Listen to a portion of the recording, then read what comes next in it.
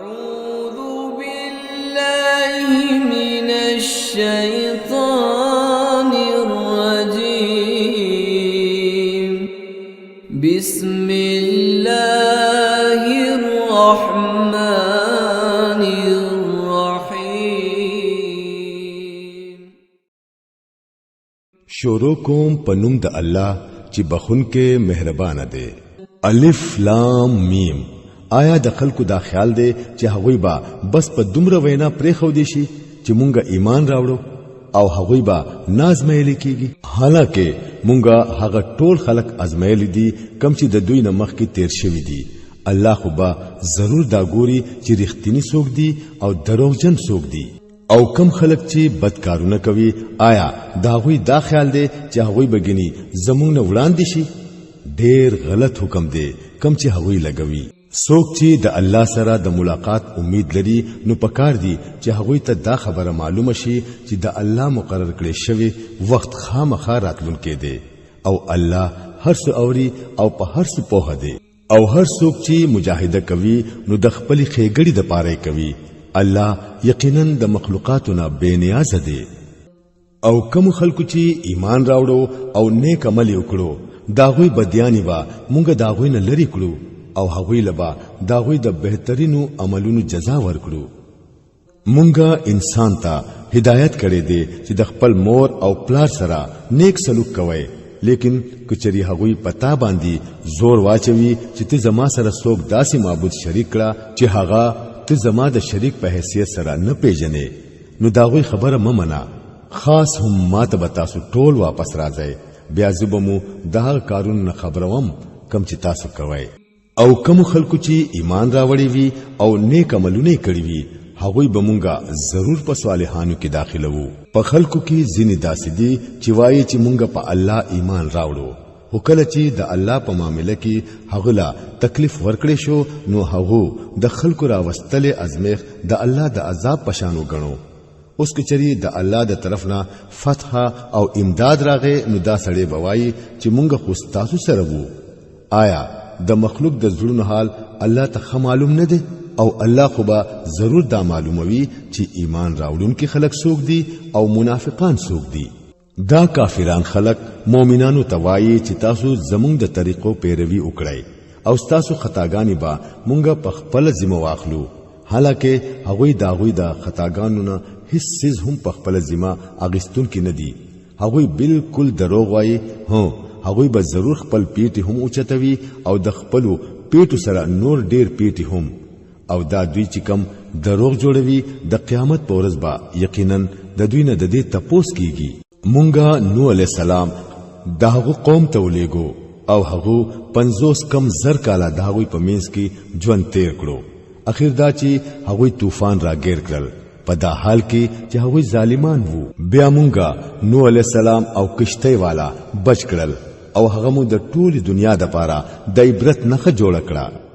او ابراهیم علیہ السلام مو ولېګو کله چې هغه خپل قوم ته وویل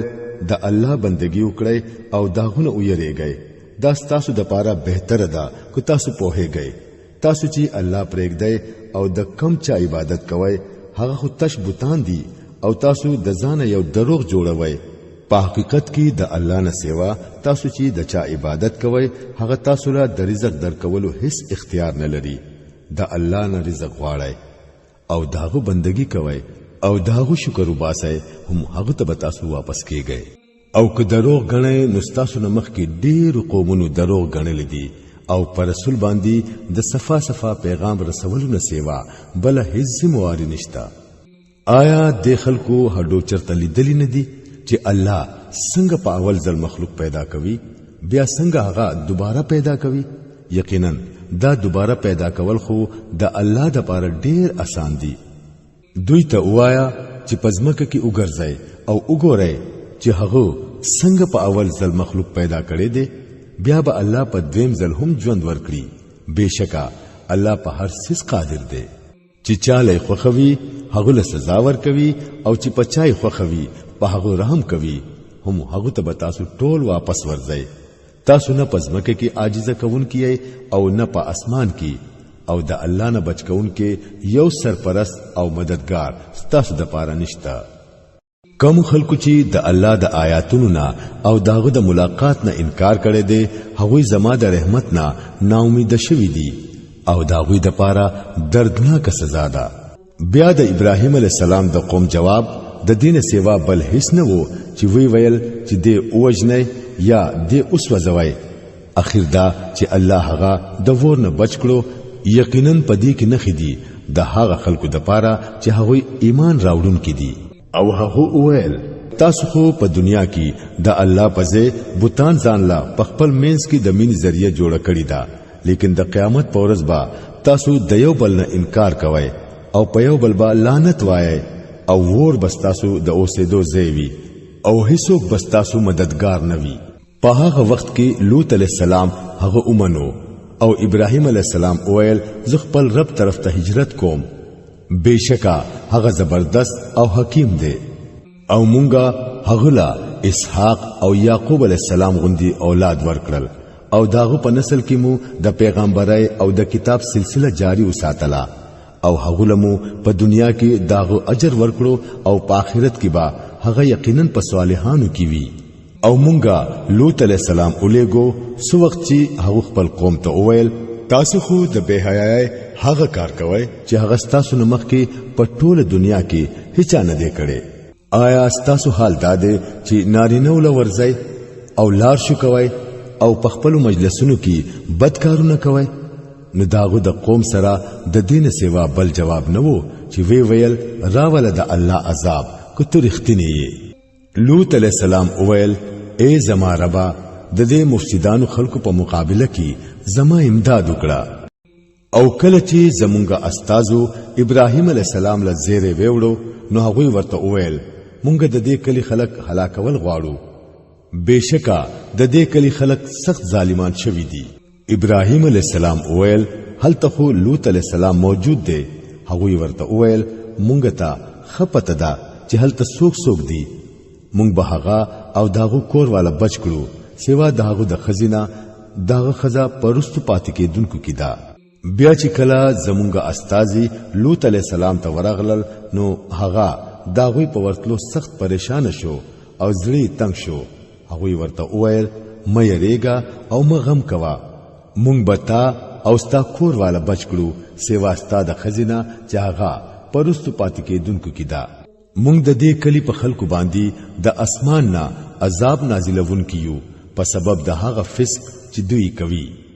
او مونږه د هغه کلی یو ښکارا نه خبرې خو دي دا ته هغه خلکو د پاره چې د عقل نه کار اخلي او مدین ته مونږ د هغوی رور شعیب علی السلام الیګو هغه ویل اے زما د قوم خلکو د الله بندگی کوي او د اخر ورځې امید ساتي او پزمکه کې فساد کوونکی مجوړې گئے لیکن هغه دروغجن وګڼو اخر دا چې هغه یو سخت زلزلې راګیر کړل او په خپل کور کې هم دغه سپراتو پاتې شو او عاد او سمود مونږه هلاک کړل تاسو هغه ځایونه لیدلې دي په کم ځای کې چې با هغه اوسېدل شیطان هغه ته داغوی عملونه خاصه ښکارا کړل او هغه د نیغ لارې نه واړول حال دا چې هغه ښه عقل فکر لرلو او قارون فرعون او حامان مونږه هلاک کړل موسی علیہ السلام هغه ته د ښکارا نه سره راغی لیکن هغه پزمکه کې د خپل لوی غرور وکړو حال دا چې هغه وړاندې وتون کې نوو اخر دا چې مونږه هر یو په خپل ګناه کې راونی وو او بیا مو په هغه کې پچا باندې کانی ورون کې هوا ور اولېګلا او څوک یوې زبردست چغی راونیول او څوک مو پزمکه کې ننستل او څوک مو ډوب کړل الله په هغه ظلم کوونکې نه وو خو هغه په خپل ځان ظلم کولو کوم خلکو چې الله پرې خو دې او ځان لای نور څوک سرپرستان جوړ کړی دي دا هوی مثال د جولا پشان دی چې ځان لا یو کور جوړوي او په ټولو کورونو کې کمزورې کور د جولا کور وي کاش چې دې خلکو علم لرلې بشکا دا خلک چې د الله پځه بل کم سیسته आवाज کوي الله هغه ډیر خپېجنی او هغه زبردست او حکیم دی دا مثالونه مونږه د خلکو د پوهه کولو د پاره بیانوو لیکن په دې هغه خلک پوهیږي چې علم لري الله اسمانونه او زمکا په حق پیدا کړی دي په حقیقت کې پدې کې یو نخدا د مؤمنانو د پاره اے نبی صلی الله علیه وسلم تلاوت کوا د هغه کتاب کم چې تا ته د وحی په ذریعہ را لېږل شوی دی او منځ قائموا بشکا چې منځ سره د بهایي او د خرابو کارونو نه منع کوي او د الله ذکر د دین هم زیات غټ سیز دی الله ته معلوم دی سچ تاسو کوي او د اهل کتاب سره بیس مکوي مگر په خطر طریقه سره سوا د هغه خلکونه کم چې په هغه کې ظالمان وي او هغه ته وایي چې مونږه ایمان راوړې دي په هغه سیس باندې هم چې مونږ ته را لېږل شوی دی او په هغه سیس باندې هم چې تاسو ته در لېږل شوی وو زمون معبود او تاسو معبود یو دی او مونږه داغه حکم منون کیو اے نبی صلی الله علیه وسلم مونږه دغه شان تا ته کتاب نازل کړي دی نو کوم خلکو لچی مونږه مخکې کتاب ورکړي وو هغه په دې ایمان راوړي او په دې خلکو کې هم ډېر په دې ایمان راوړي او زمونږ د آیاتونو نه انکار صرف کافران کوي اے نبی صلی الله علیه وسلم تا د دین مخکې س کتاب نل وستلو او نه دی په خپل لاس لیکلو کچری داسي وې نو بیا باطل پرس خلق په شک کې پریوته شو په اصل کې دا روخانه نخیدي دا خلکو په ځلونو کې چاته چې علم ورکړې شوی دی او زمونږ د آیاتونو نه انکار د ظالمانو نه سیوا بل هیڅوک نه کوي دا خلک وایي چې په دې سړي د خپل رب د طرف نه نخي ولی نازلی نکړې شوی ورته وایا بشکا نخي خو د الله سره دی او زه بشکا صرف خبردارون کې يم صفا صفا او آیا د دې خلکو د پاره دا نه کافی نه ده چې مونږ پتا باندې کتاب نازل کړو چې دوی ته اورول کیږي په حقیقت کې پدې کې رحمت او نصیحت دی د هغه خلکو د پاره چې ایمان راوړي اے نبی صلی الله علیه وسلم وایا چې زما او تاسو په منځ کې الله د گواهی د پاره کافی دی هغه په اسمانونو او پزمکه کې هر څه پیژني کم خلک چې باطل مني او د الله سره کفر کوي هم هغه په خساره کې دي دا خلک ستانه د عذاب د ذراتلو مطالبه کوي کچری یو وخت مقرر کړی شوی نه وي نو په هغه با عذاب راغلی وي او یقینا هغه به خامخا په خپل وخت ناسا پرازي په داسې حال کې چې دوی بتري خبر هم نوي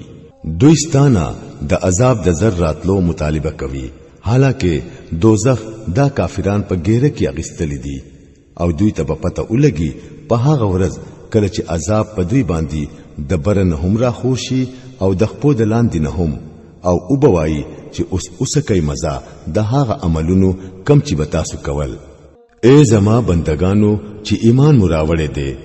زما زمکا فراخه ده پس تاسو خاص زما بندگی کوئ هر د ساسیز با د مرګ مزه سکی بیا به تاسو خاص مونږ ته واپس را وستل شي کوم خلکو چې ایمان راوړې دي او نیک عملونه کړی دي هغوی به مونږه د جنت په داسې دنګو لوړو مانو کې ساتو چې لاندې بتري نهرونه بهيږي هلته به هغوی همیشه وي څنګه ښه اجر دی د عمل کوونکو د پاره د هغو خلکو د پاره چې هغوی صبر کړي دي او چې په خپل رب باندې باور کوي څومره زناور دي چې خپل رزق بار کړي نه ګرځوي الله هغوی له رزق ورکوي او ستاسو رازق هم الله دی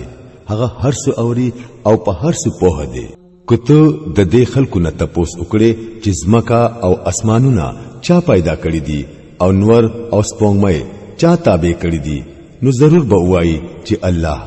بیا دوی د کم ځای نه دوک کیږي هغه خاص الله دی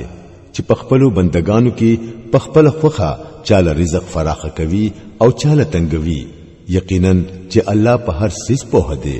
او کته د هغوی نه تاسو کړي چې د اسمان نه وبو چارا ورولې او مړز مکه پری ژوندۍ کړه نو هغوی به ضرور وایي چې الله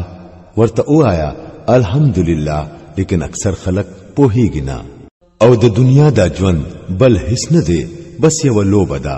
او د زړه د خوشالولو مشغله ده د اصل ژوند کور خو د اخرت کور دی کاش چې دا خلک پوهېدل کله چې دا خلک پکشته کې سوريږي نو خپل دین د الله د پاره خالص کوي او داغونه دعاګانې غواړي خو چې کله هغه بچکړي او وچ تیراولی نو بیا شرک شروع کړي خالص د دې غرض د پاره چې د الله په ورکړې شوی نجات داغه د نعمت ناشکری وکړي او د دنیا د ژوند مزه چن کړي ډېر خدا دوی ته ډېر زر پته ولګي آیا دوی ګورینا چې مونږ د امن نه ډک یو حرم جوړ کړی دی حالکه د دینه غیر چا پیر خلق تختولی کیږي آیا بیا د خلق باطل منی او د الله د نعمت ناشکری کوي دغه سړی نه بغټ ظالم بل څوک وي چې په الله پوری دروغ وتړي یا چې کله هغه ته حق راغلی وي او هغه دروغ وګڼي آیا د داسې کافرانو زه خاص دوزخ نه دی کم خلق چې زمونږ د پاره مجاهده کوي هغه ته بمونږه خپل لارې خيو او یقینا چې الله د نیک عمل خلقو سره دی